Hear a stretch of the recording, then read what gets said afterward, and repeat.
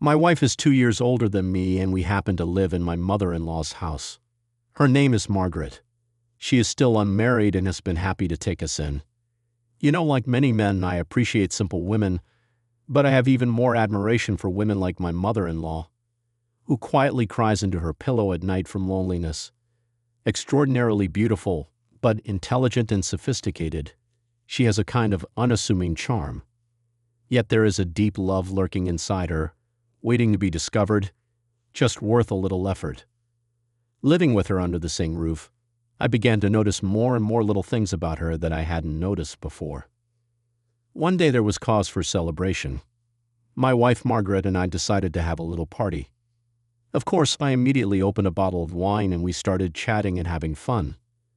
The women were having a lot of fun, and soon the first bottle ran out. I went and bought a second and even a third. We continued to drink and talk. The mood was lively, laughter and stories filled the room. Margaret's laughter especially stood out. It was rich and warm. There was a charm to it that drew me in without warning. I hadn't often seen her from the outside, and it couldn't help but captivate me. Margaret is a striking woman in her own way. She is tall, about 170 centimeters, with a strong, athletic build. Not fat, but firm and well-proportioned.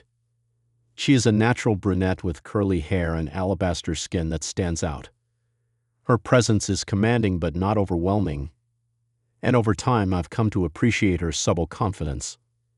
Over time I've learned quite a bit about her. I know that she divorced her husband after he cheated on her. She has built her life on her own, and although there is a quiet sadness in her, she is far from defeated. There is a resilience in her that I deeply admire, a strength that is hard to ignore. One thing became clear to me. Margaret loves life and is no stranger to casual hookups. This realization stirred something in me, but I knew better than to act on it. At some point in the evening, my wife stood up and immediately collapsed back into her chair under the influence of alcohol. Margaret and I helped her up, but she was already too far gone. She leaned on the wall to support herself and then stumbled off to the bathroom. I went to my room to change, threw on a robe and went outside again. I found my wife in the bathtub, trying to regain consciousness while water poured from the faucet. Margaret, meanwhile, stood at the stove staring at the floor. Without thinking, I smiled and went to her for a hug, more as a sign of support. But suddenly she grabbed me with both hands and pressed herself against my shoulders. Before I realized what was happening, her hand slid right there. It was a moment unlike any I had ever experienced. For a few minutes we were lost in each other, kissing deeply. My mind was racing, realizing the danger but unable to stop. Just when I thought things might go further, Margaret suddenly pulled away. She looked around as if coming to her senses and said, "Let's wait until my daughter is asleep. You are a good man, but time is of the essence." With those words she went to her room and closed the door. I stood there with my heart pounding, trying to realize what had just happened. Every nerve in my body was alive, every thought was consumed by it. I realized I was walking on a dangerous edge, but the pull was undeniable. I was in shock. When I returned to the bathroom, I found my wife with her head in the sink, cold water running down her temple. I turned off the faucet, picked her up in my arms and carried her to bed. She seemed to fall asleep immediately. Her breathing was deep and even and her face was calm. For a moment I felt a pang of guilt, but it was fleeting. My thoughts returned to Margaret, to her gaze and everything else. Unable to resist any longer, I went quietly to Margaret's room. "So, is she asleep?" she asked. "Yes," I replied, and without hesitation I slipped under her blanket.